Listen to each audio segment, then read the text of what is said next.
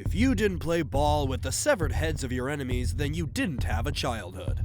These days, you don't often hear such a phrase from a nostalgic grandfather, but if you were born half a thousand years earlier in the Mayan civilization, you would have enjoyed such a spectacle. The Mayan civilization is one of the most amazing and mystical cultures of ancient history. People who left behind grandiose architectural structures, writing, astrological and mathematical knowledge, vulgar jokes, bloody rituals, and empty cities. Where did the Mayan civilization go? What was the reason that such a developed and progressive people simply left everything and dissolved into history? Let's go over everything in order. The Mayans never formed a single state. Their structure was more likely reminiscent of ancient Greece, many separate city policies, each of which was a small state. Sometimes a city became especially powerful and transferred its influence to nearby cities in the neighborhood. But the united and strong Mayan Empire was never destined to be fully united.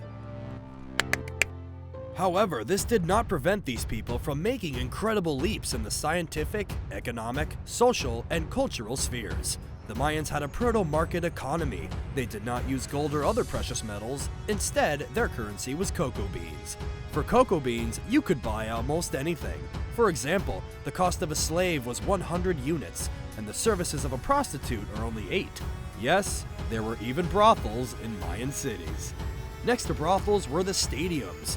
In these stadiums were amazing matches. After a particularly successful raid, the winning city team fought against the losing city captive team. The price of victory in such a match was the life of the team. Only professional players were released against the captives, and their rivals had chances to win like the chances of the away football team to defeat the home team. They played football with rubber shells and sometimes with the head of the leader of the losing city. Mayans in general were fans of bloody entertainment. Their advancements were compensated with bloody rituals and torture. For Mayans, it was considered a bad omen to kill a person without first having tortured them to death. They tortured not only prisoners but also themselves. For example, on special days, the king made a public ritual in which he pierced his tongue, ears, and penis with a needle. And then he passed a rope with spikes through the wounds, widening the wound and provoking even more bleeding. The people looked at such action with admiration and then ran to repeat it at home. Do you think it would be worth introducing a similar ritual to modern politicians? Write in the comments. The politicians themselves worked out their high position with interest in the grandiose cities. The palaces and temples of the Mayans in their size surpassed even the Egyptian pyramids, and the roads connecting the cities of the Mayans outnumbered the roads in Rome. By the way, a person who stepped on one of these roads was gaining a special status of a guest, and anyone who dared to attack a man on the road was subjected to cruel punishment. Aqueducts also existed in Mayan cities, and sometimes even entire water pipelines supplied water to every home. Therefore, the Mayan families not only had private bathrooms, but also toilets. Europeans could only dream of such a level of comfort. Speaking of which, the Mayan people loved toilet humor. Humorous images and Mayan anecdotes are documented, in which comic household scenes are played out. Hand in hand with this went their jokes, in which the Mayans laughed with their gods and, in the roughest terms, had vulgar images depicting jokes below the belt and sexual scenes.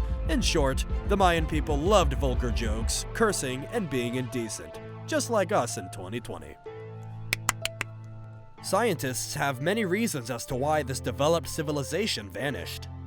The first theory is not an ecological hypothesis. This theory suggests that neighboring peoples of medieval Central America envied the Mayan people's wealth, in particular among the Toltecs, who made several successful military campaigns, forcing the Mayan people to leave their cities. However, many scholars reject this hypothesis, believing that the Mayan cities could easily withstand any siege and repel an external threat. And if the cause of death of civilization was not external, then the threat came from within. One of the main problems of the Mayan civilization was the infertility of the earth. From El Mirador, a city lucky with swampy soil, the earth was transported to all the surrounding cities to somehow feed the people. Scientists were able to find out that at the end of the first millennium, a decade of terrible drought came, and without water, the barren soil completely lost the opportunity to give harvest.